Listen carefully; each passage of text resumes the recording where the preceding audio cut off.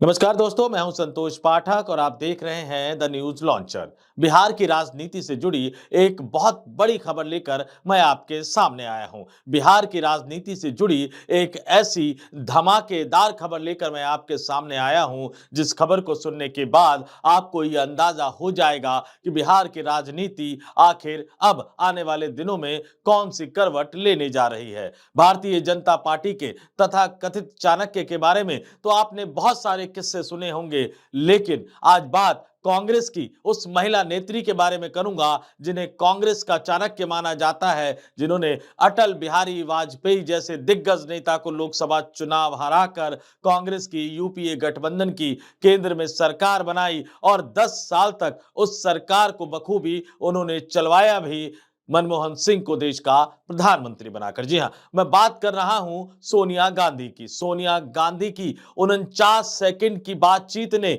49 second की बातचीत के दौरान जो लालू यादव को उन्होंने कहा, जो राबड़ी देवी को उन्होंने कहा, जो तेजस्वी यादव को उन्होंने कहा, उस 49 सेकंड की बातचीत ने बिहार की राजनीति की पूरी तस्वीर बदल दी है। उस 49 सेकंड की बातचीत ने आने वाले दिनों में बिहार की राजनीति की दशा और दिशा तय कर दी है। और सबसे दिलचस्प बात कि राहुल गांधी ने खुद अपने मोबाइल से फोन मिलाया, तेजस्वी यादव को दिया, तेजस्वी यादव ने बात की, उसके बाद मोबाइल फोन लालू यादव को पकड़ाया गया, बात लालू यादव ने भी की, उसके बाद वो मोबाइल फोन राबड़ी देवी को पकड़ाया गया, बात राबड़ी देवी ने भी की। ये 49 सेकंड का जो वीडियो है वो पब्लिक डोमेन में है, सोशल मीडिया पर छाया हुआ है, तमाम लोग उसमें हुई बातचीत को सुन भी रहे हैं। मैं अपने स्क्रीन पर भी कुछ सेकंड के लिए या कहूं कि पूरे 49 सेकंड के लिए वो वीडियो मैं सुनवाता हूं। आप उस वीडियो को सुनिए,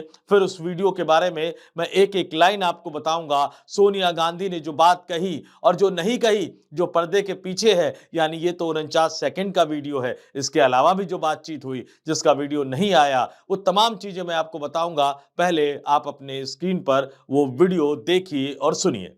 नमस्कार ma'am, Tejashwi this side. Wish you happy new year and I wish you your health. Yes, Captain. She's doing very well. She starts speaking now. Yeah, already started running. In March she'll be 2 years old. I hope you're doing well.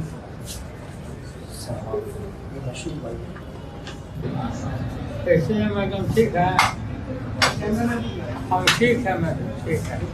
तो ये दिलचस्प बातचीत है, 49 second की दिलचस्प बातचीत है। ये उसी दिन की बातचीत है जिस 18 जनवरी के बारे में मैं आपको लगातार बता रहा था कि 18 जनवरी का दिन बिहार की राजनीति की दशा और दिशा बदलने वाला दिन है। ये ठीक उसी 18 जनवरी का वीडियो है जिस दिन राहुल गांधी क्रांति की धरती बिहार की राजधानी पटना में थे। ये उसी 18 जनवरी का वीडियो है जिस दिन राष्ट्रीय जनता दल के राष्ट्रीय कार्यकारिणी की बैठक हुई, जिस बैठक में लालू यादव ने अपनी पार्टी के संविधान को बदलकर राष्ट्रीय अध्यक्ष के यानी अपने तमाम अधिकार अपने बेटे तेजस्वी यादव को सौंप दिया। उसमें सबसे महत्वपूर्ण अधिकार चुनाव के समय जो चुनाव का चिन्ह बांटा जाता है, जो चुनाव चिन्ह का आवंटन उम्मीदवारों को किया जाता है, उस पर हस्ताक्षर करने वाला अधिकार भी था।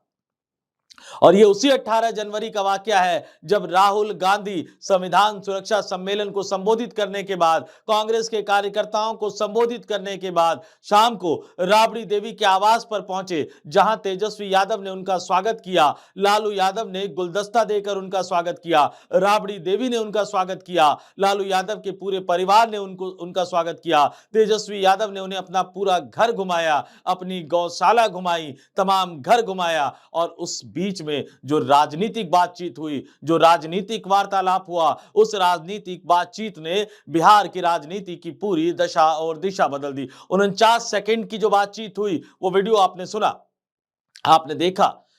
राहुल गांधी ने फोन मिलाया अपनी माता सोनिया गांधी को, उसके बाद अभिवादन करने के बाद उन्होंने अपना मोबाइल फोन पकड़ा दिया तेजस्वी यादव को। तेजस्वी यादव ने सोनिया गांधी को नव वर्ष की शुभकामनाएं दी, उनके स्वास्थ्य को लेकर शुभकामनाएं दी। और उसके बाद जो बातचीत हुई, क्यों सोनिया गांधी को भारतीय राजनीति में चाणक्य का दर्जा दिया जाता है, फीमेल चाणक्य हम कह सकते हैं। उसके बाद सोनिया गांधी ने फोन पर, मोबाइल पर तेजस्वी यादव की बेटी के बारे में पूछा। यानी इतनी छोटी से छोटी बात अगर दिग्गज नेता याद रखते हैं तो परिवार के बीच किस तरह के मधुर संबंध होते हैं इसका अंदाजा आप लगा सकते हैं। उसके बाद मोबाइल फोन लालू यादव को दिया गया। लालू यादव ने तबीयत पूछा कि आप कैसी हैं मैडम।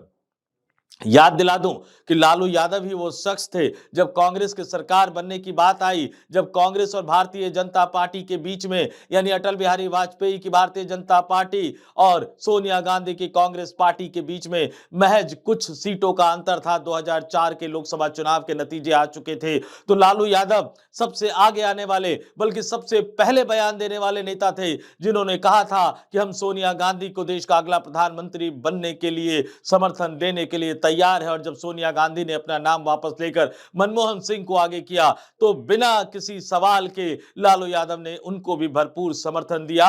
और यूपीए सरकार के पहले कार्यकाल में वो कांग्रेस पार्टी के, यूपीए सरकार के, सोनिया गांधी के, मनमोहन सिंह के सबसे मजबूत सलाहकार और मजबूत स्तंभ बने हुए थे। उसके बाद फोन राबड़ी देवी के पास आया। राबड़ी देवी ने भी सोनिया गांधी से बात की और इस 49 सेकंड की बातचीत के बाद बिहार की राजनीति में वो खेला हो गया जिस खेले ने बिहार के मुख्यमंत्री नीतीश कुमार के पाला बदलने, पलटने और खेला करने के खेले पर परमानेंट फुल स्टॉप लगा दिया, यानी पूर्ण विराम लगा दिया। मैं क्यों कह रहा हूं ऐसा दोस्तों, तमाम लोग जानते हैं, बार बार यह कहा जा रहा था कि लालू यादव ने ऑफर दे दिया नीतीश कुमार को। तेजस्वी यादव नीतीश कुमार को अपने साथ लाना नहीं चाहते थे। तेजस्वी यादव साफ साफ ये कह रहे थे कि वो विधानसभा का चुनाव लड़कर अब चचा नीतीश कुमार को बिहार की सत्ता से हमेशा हमेशा के लिए बाहर कर देंगे, बेदखल कर देंगे, नीतीश कुमार और भारतीय जनता पार्टी के गठबंधन को हरा देंगे। लेकिन लालू यादव को तेजस्वी यादव की क्षमता पर भरोसा नहीं हो रहा था, बल्कि परिवार के अन्य सदस्य उस समय, चाहे तेज प्रताप का बयान आया हो, रोनी आचार्य का बयान आया हो, मीसा भारती का बयान आया हो, ये तमाम बयान यही कहते हुए नजर आ रहे थे कि ये तमाम लोग नीतीश कुमार का फिर से महागठबंधन में स्वागत करने को तैयार है। लेकिन अकेले तेजस्वी यादव अड़े हुए थे, लालू यादव मान नहीं रहे थे। फिर दिन आया 18 जनवरी का, लालू यादव ने अपनी पार्टी की चाबी तेजस्वी यादव को सौंप दी। राहुल गांधी पटना की धरती पर पहुंचे। मैंने आपको बताया संविधान सुरक्षा सम्मेलन में नरेंद्र मोदी, भारतीय जनता पार्टी, राष्ट्रीय स्वयंसेवक संघ और मोहन भागवत पर राहुल गांधी ने तीखा करारा हमला बोला। उसके बाद कांग्रेस कार्यकर्ताओं को संबोधित करते हुए, कांग्रेस कार्यकर्ताओं, नेताओं से बातचीत करते हुए उन्होंने कहा कि आपको सबको जुट जाना होगा, यह विचारधारा की लड़ाई है, बिहार में महागठबंधन की सरकार बनानी है, आरएसएस को, नीतीश कुमार को, भारतीय जनता पार्टी को चुनाव हराना है। ये तमाम चीजें होती रही, लेकिन पर्दे के पीछे दूसरा खेल चल रहा था। पर्दे के पीछे लालू यादव को मनाने का खेल चल रहा था। पर्दे के पीछे लालू यादव को तैयार करने का खेल चल रहा था कि वो जो ऑफर उन्होंने दिया था नीतीश कुमार को, जो थाली उन्होंने नीतीश कुमार को भेजी थी, वो वापस ले ले।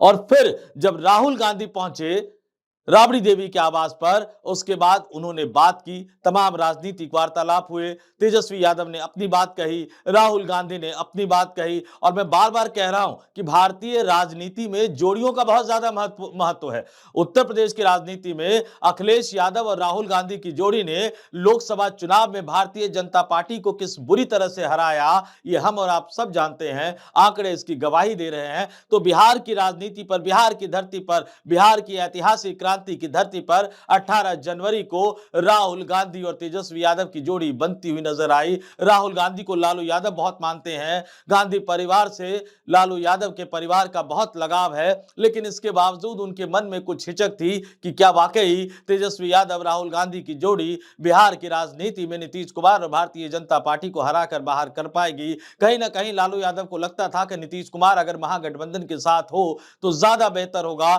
लेकिन उसके बाद राहुल गांधी ने कदम उठाया।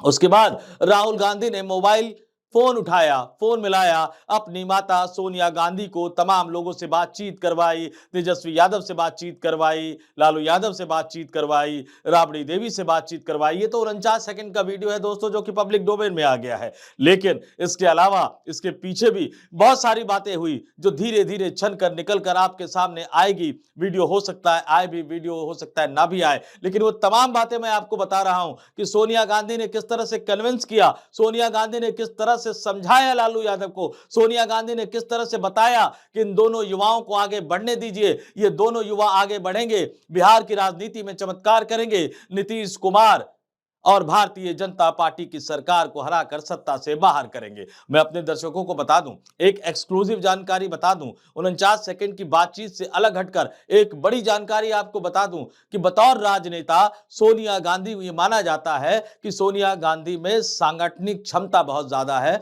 उन्होंने कांग्रेस को एक जमाने में मजबूत किया था, जरूरत पड़ी तो रामविलास पासवान के घर तक वो पैदल चली गई थी। जी हां, उन्हीं रामविलास पासवान के घर तक, जिनके बेटे चिराग पासवान आज केंद्र की मोदी सरकार में मंत्री हैं। और इसके बाद उन्होंने घर वापसी का अभियान चलाया। कांग्रेस के बुरे समय में जितने बड़े बड़े दिग्गज नेता कांग्रेस पार्टी छोड़कर जा चुके थे, उन तमाम नेताओं को कांग्रेस में वापसी का अभियान एक तरह से सोनिया गांधी ने छेड़ा, कांग्रेस को मजबूत किया। और 2004 में मैंने आपको बताया कि भारतीय जनता पार्टी के नेतृत्व वाले एनडीए गठबंधन अटल बिहारी वाजपेयी को चुनाव हराकर सत्ता से बाहर कर दिया। और फिर 2004 में यूपीए की सरकार बनाई, 2009 में लगातार दूसरी बार यूपीए की सरकार बनाई। तो सोनिया गांधी की राजनीति की समझ और सोनिया गांधी की संगठन की क्षमता से लालू यादव पहले से बहुत ज्यादा प्रभावित है। तो सोनिया गांधी ने उन्हें तमाम चीजें बताई, राजनीतिक बारीकियां बताई, बिहार की राजनीति के बारे में उन तमाम चीजों से अवगत कराया जो बतौर राजनेता लालू यादव भी जानते हैं, लालू यादव भी समझते हैं, लेकिन वो हिचक होती है, डर होता है ना। और फिर एक बात और भी होती है, ये बिहार के सामाजिक संरचना के बारे में भी कहा जाता है कि पिता को यानी बाप को अपने बेटे पर बहुत जल्दी भरोसा नहीं हो पाता कि पता नहीं बेटा कर पाएगा या नहीं कर पाएगा। लेकिन जब सोनिया गांधी ने उस तरह से समझाया, उस 49 सेकंड की बातचीत और 49 सेकंड के अलावा पर्दे के पीछे की बातचीत, इन तमाम बातचीत में जब सोनिया गांधी ने तमाम तर्कों को सामने रखते हुए लालू यादव को कन्विंस किया, तो उसके बाद लालू यादव मान गए। सूत्र ये बता रहे हैं कि उन्होंने फिर जो इनविटेशन भेजा था वो सहमत हो गए तेजस्वी यादव की बात से, राहुल गांधी की बात से कि नहीं,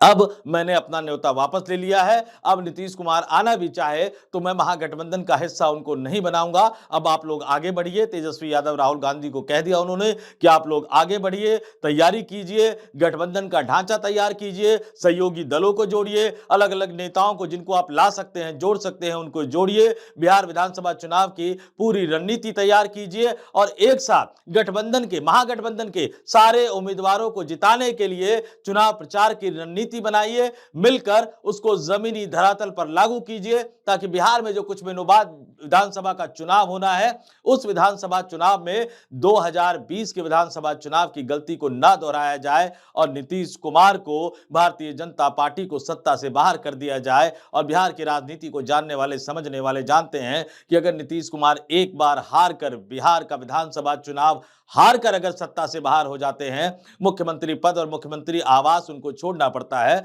तो बिहार की राजनीति में नीतीश कुमार का और खासतौर से बिहार की राजनीति में जनता दल यूनाइटेड का राजनीतिक अस्तित्व एक तरह से समाप्त हो जाएगा। तो 49 सेकंड की उस बातचीत ने, 49 सेकंड के उस फोन कॉल ने बिहार की राजनीति की दशा और दिशा बदल दी है, पूरी बाजी पलट दी है। नीतीश कुमार का, बिहार के मुख्यमंत्री का पूरा गेम प्लान पलट दिया। अब वो पलट नहीं सकते, खेला कर नहीं सकते, क्योंकि अब जो विपक्ष में बैठे हैं, तेजस्वी यादव, लालू यादव, राहुल गांधी, अन्य तमाम विपक्षी राजनीतिक दल, अब वो चुनावी मैदान में दो दो हाथ करेंगे नीतीश कुमार और नरेंद्र मोदी के गठबंधन से, और चुनावी मैदान में बिहार की जनता के समर्थन से उस गठबंधन को, नीतीश कुमार और मोदी के गठबंधन को चुनाव हराएंगे। तो ये सोनिया गांधी के बिहार की राजनीति में उतरने का प्रभाव है, जो आने वाले दिनों में बिहार के विधानसभा चुनाव में नजर आएगा। और उसके बाद बिहार के साथ साथ इस देश की राजनीति पर भी इसका प्रभाव पड़ता हुआ नजर आएगा। इस वीडियो में फिलहाल इतना ही। मुझे यानी संतोष पाठक को दीजिए इजाजत। ये बिहार की सबसे बड़ी खबर मैं आपके सामने लेकर आया था। सुनिए और अंदाजा लगाइए कि बिहार की राजनीति में आगे क्या होने वाला है। इस वीडियो में फिलहाल इतना ही। नमस्कार।